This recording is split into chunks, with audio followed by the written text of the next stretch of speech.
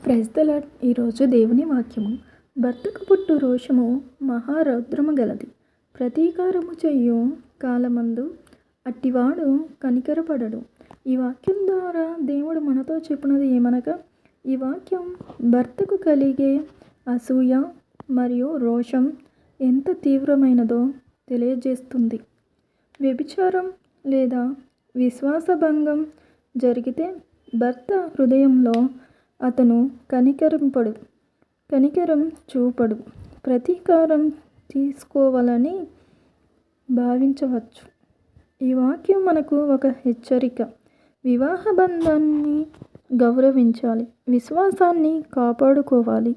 పాపం తీవ్రమైన ఫలితాలను కలిగించవచ్చు. చిన్న ప్రార్థన.